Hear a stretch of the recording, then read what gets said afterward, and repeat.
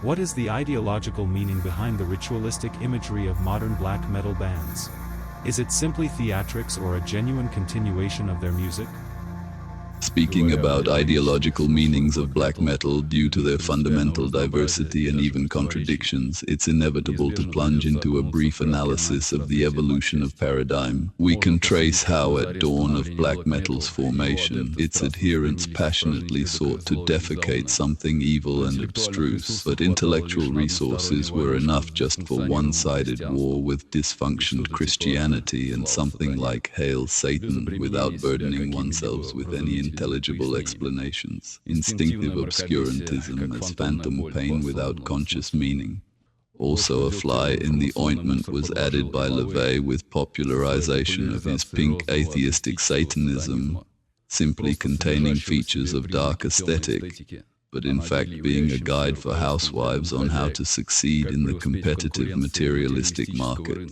Those seeking such things nowadays find it easier to pay for success courses from modern info gypsies. But weak minds are happy to be deceived. Easy and pleasant it is to satisfy one's same base animalistic social instincts, and not in a barn already, but with a certain aura of sublime dark aesthetics. Meanwhile, however, described above completely contradicts spiritual philosophy, but that's another story. With development of information accessibility, it became possible to unearth and get acquainted with much more radical religious movements, something like chaos Gnosticism.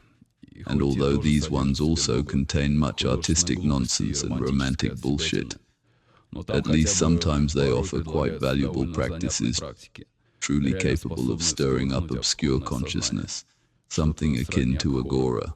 Surely all that was picked up by locomotives of black metal and then the genre, heading towards its inevitable deadlock, acquired a new breath instead and reached fundamentally new level. Let this be measured not by the scale of cult, rather in the weight of its semantic load. Many ones, however, haven't get it and still orientate by feasible rudimentary measures.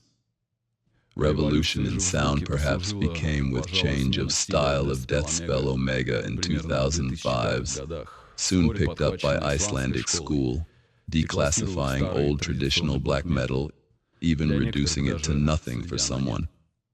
Simp profane riffs of the first wave, powdered with raw sound, or minor harmonics of the second wave were replaced by dissonances.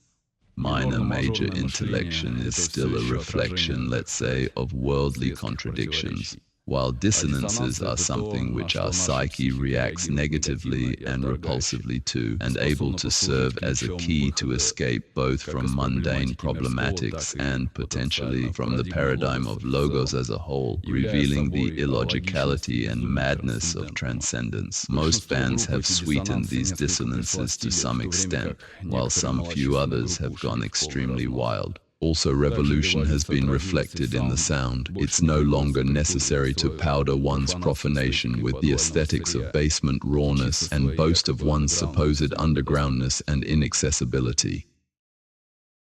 Is corpse paint an integral part of black metal culture? Why do bands abandon corpse paint in favor of cloth masks, ritual robes, or any imagery at all?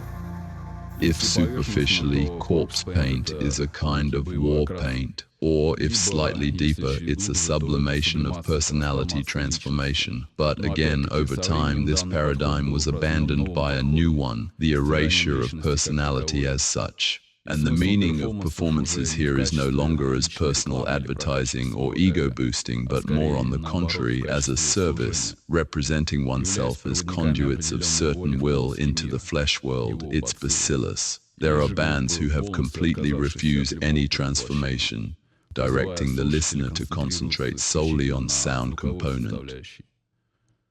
Let this may seem abstinent, but far less absurd than painted-up outsiders with props trying to express storm not grasped by themselves.